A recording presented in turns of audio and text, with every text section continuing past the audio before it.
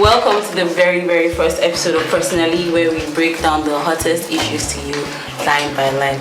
My name is Bumi and I'm going to be your uncle for today, and with me is... My name is Kobe, and with me here are Shayo, Yinka, Alan, and Toby. So today, basically, we are going to be breaking down the hottest gist in the building. You know what it is? Okada Ban. That's what we're talking about. So we're going to be talking about the hottest issues, how we dey pain you, your trek stories, whether you have something to say. So you're going to hear everything from, If people have been even getting to work because the situation is really horrible. I mean, people have been spending half the day on the road and then the other half back home. Then what time is left for you to do your, what they are actually supposed to work? We have the exception of those guys that it is Uber to work, Uber back, but definitely there's no one that can tell me that they haven't faced, the double traffic that has been happening on all of our routes. So really, guys, tell us, what have you been experiencing since the Okada Ban issue started? For me, I drive, so it hasn't really affected me so much in the aspect of transporting myself.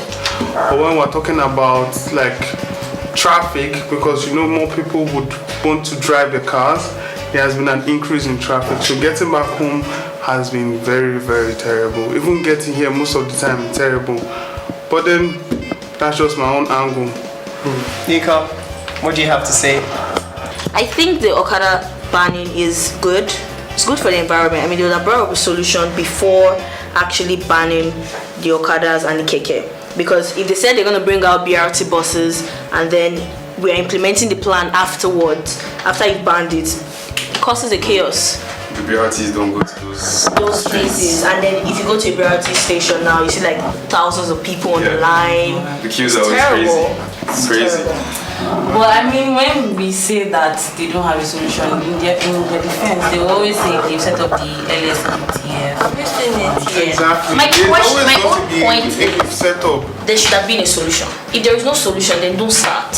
I strongly You can't agree start with something that there is no solution for. I mean, yes, you want to do something that is good, but let there be a solution. If there is no solution, then you are securing it. But More because chaos. at the end of the day, you say start something that is good, but what was the feasibility study? Take for example yesterday on our way home. I don't know what's happening now because I feel like it's getting worse. There are no buses. That's terrible. You don't get. People are literally walking on the road. I'm in a car and I'm seeing people just walking. I'm like, because when I even get to my own bus, when I got to my bus stop, it was worse. People were jumping on themselves when they saw.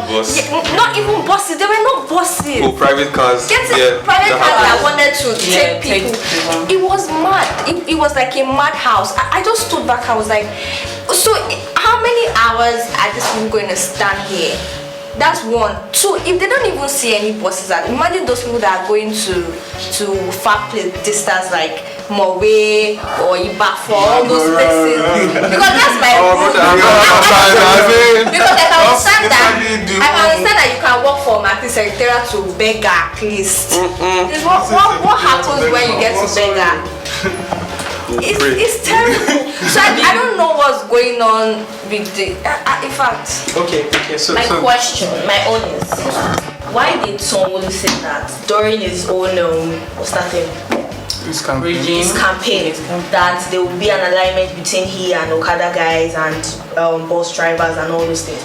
And then when you enter the position, you now just that's exactly the same question because we do know that this Okada ban, banning of Okadas in particular, there's actually been a Lagos transport reform law since 2018. They've been trying to do it, and if you take a look at it, even after it's way longer. And if you take a look at it, even after that period, that was when these Okada people came, the all-right guys, the Max NG. You knew that there was a law in place, but you still collected their money, allowed them to start businesses. There were some businesses that were planning on starting this year. They had already put in all the funds, all the effort, and all of a sudden, bam! You just say we don't want the What they should have done is they would have started on a gradual process. The process of you want to ride a bike, register with OP. You want to do that, register with Okada first of all, so that we know that people riding bikes are Okada guys. But then, does that solve any problem? We're trying to take them off the road. That's what I'm saying. You start on a gradual process. So if you're starting on a gradual process of join OPEC, join Okada, you have a license. So from there, we're gradually cutting it, and you can't just say, okay, because you want to cut down a tree, the first cut is what's going to cut down the tree. It's not possible. But then You're going to have to keep going little by little. You can't even say that you want to cut them out, because first of all, this OP guys, this Okada guys, this Max Otenji guys, these guys are trained. Our initial problem with this Okada guys was because these guys are just reckless. You can see Okada people moving on one way. You can see Okada people just doing anyhow, doing as if they have extra life at home. That's basically how all of us saw it. Like as if when you just die, when they died, you just press restart and just continue. You get what I'm saying? So that was their whole mentality. And then these Okada people came into the space and they say, okay, we're going to be the professional guys. We're going to give you this service, but in a much more professional way. So then you think them taking out the Okada people was because of they were causing a nuisance on the road, or just because of the traffic they were causing? They were not causing traffic. They were saving us from traffic. Actually. But to be fair, if you take a look at the figures that they gave us, they were like they have cost about 10,000. Please, that figure is propaganda. That one is what happens to the trailers that are causing traffic daily? Why don't we bring those trailer figures there and they say let's ban trailers? Let's cut out. The funny story was that Okada was actually really good. OP. When you want to enter OP, they'll tell you that wear the helmet. There is no you climb in without helmet. That was safe. Those were safety precautions. And I remember the time when they wanted to impose that helmet on the Okada. Yes, on your so hard. It was very hard. But because of the guys feel like this with the helmet. Exactly.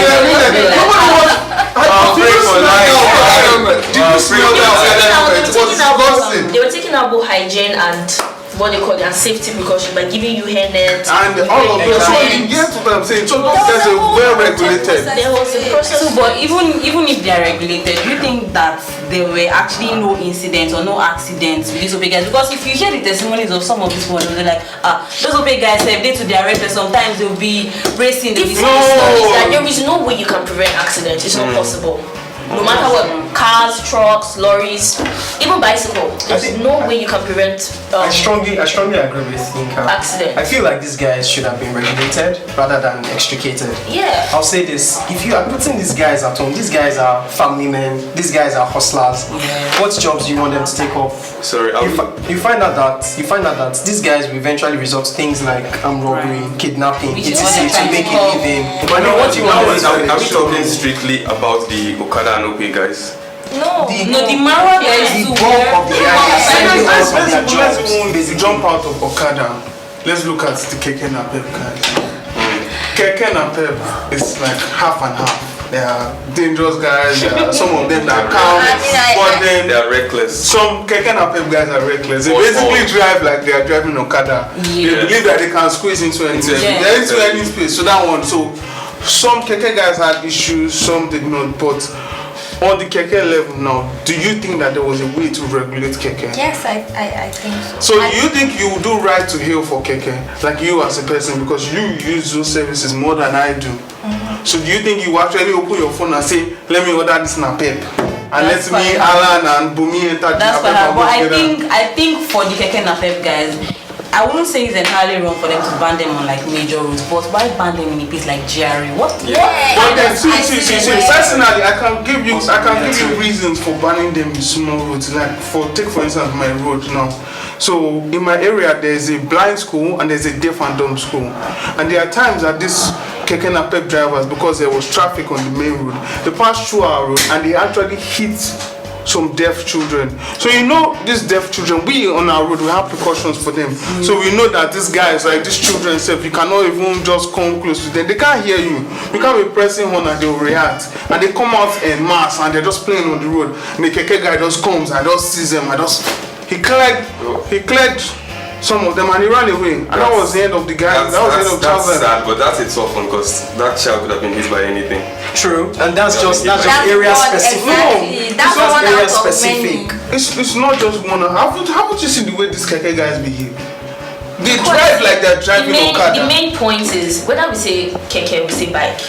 Bus drivers too are worse. Let's not lie. Bus drivers are worse because if you're saying they're driving recklessly, have you seen some bus drivers?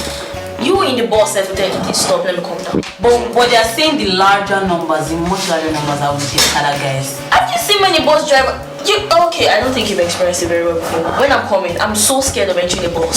Oh, but Okay, guys. Having heard the various perspectives. Yeah. So what do you think is the solution The way forward. to this I mean, we should also take into consideration that the Lagos State government has said they are introducing lag ferry. Really? Oh, So you want to ferry from Moshodi to what? Exactly. Then how do you want to enter boats from here now to this thing to Jerry Junction? So what do you think? What do you think? So I think those buses, the Korope, they call them Korope.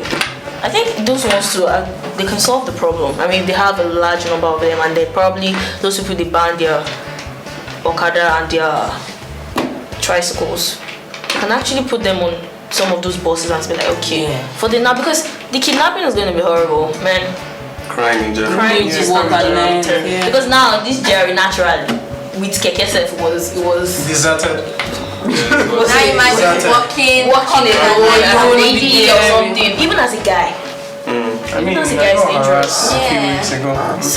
See, as a guy, it's terrible. Even apart from GRA on the main road, express, people walking on express. Okay, that's fine. Shaya, what do you think the solution would be to something like this? So what I believe the solution would be for the bike angle, I believe in the regulation. So the Okada, Max.mg, the OP, the various ride services, they were already like just as the government regulates these guys because they're essential to movement of the people. We have more people in Lagos than buses and the rest can cater for. Yeah. You hear what I'm saying? So those services now can be regulated. On the angle of the Korope, I don't know about that one because I'm not. It's going to cause more traffic. I'm not a fan of those Korope guys because they are basically a step up from Napep. Yes. Like in Lagos, I feel like they're a step up from Napep. Yes, but then with the Okada, not everyone can afford that because the prices are obviously more inflated than what you pay for a keke. Yes. Like if I'm going from Ikeja to the office to GRE, with the keke they get me 100 naira, but with the Okada it will be like 500. I think the best thing to do is the small buses thing. So we need to we should take out kekes totally because they're a big nuisance and just walking, you can't even walk in GRA without, you need to be careful because they just come from anywhere. From anywhere, you could be walking and they're holding guy. I'm like relax, don't rush me. We need to get the kekes off the road totally. Then put them in those buses. Then the go-karters, I think we can regulate that. We should bring them back until, because those lag buses or whatever, the lag bus is not going to take me from Ikeja to GRA. A ferry is not going to take me from Ikeja to GRA. So do you believe that those buses, those corporates, do you believe they should be regulated too? Yeah. Yes. They can do that. Yes, they should. They can do that. We could have the buses and the go-karters. My only problem is those normal bike guys. What's going to happen to them? Because if we're talking about crime rates, there are so many bike guys that are not on the Okada or OP. So what's going to happen to them? That's what I said. Register. You don't have a license to drive a bike. a normal bike. Probably they'll give you exchange it for OP design or OP whatever. But you will be licensed to have a bike. All right. So that when you're driving it. All right. Thank you, Yinka. Toby, let's hear your solution to this. Yeah, I basically agree with Shayo and Alan on their solutions. I think my only concern is that they should, with the whole regulation thing, they should also keep them off the major roads, like the express. Do you get? Because if we are bringing those buses, they are also taking more space on the highway. They are causing more traffic. So I think they should be restricted to the streets, the small streets, the DRAs, the inner corners. I mean, I think that would make more sense. This one, even the regular bikes? both. Regular bikes and go-karts? No, I'm talking about the go-karts and the buses. Go-karts should not go on the express. No, I don't think they should go on the express. Okay. Sometimes you need to get somewhere really fast. Guys, our safety too, Exactly. Well, concerning the safety issue and then the I just think that for them to like make everyone included in whatever plan it is, for a regular Okada guy, register and not just register, you should have an alternative. For example, you could say come and work in this, even these bus services. We could employ you as maybe the ticketer. We could employ you. So not just ask them to come and start learning a trade at what age. You could give them employment in the alternative transportation sectors that you want to introduce. So even if you want to scrap them, don't just leave them to go and learn a trade. Incorporate them back into the system, and I think that way the crime rates would reduce. Yeah, for me, basically, I agree with most of what Yinka said and part of what Bumi has said. What our problem is, I don't think foundationally our problem are these guys. Yeah. And we are pushing them to a point where they will do bad stuff and they will have reasons to justify exactly. So we need to, I would suggest we need to get them reinstated first to get them comfortable.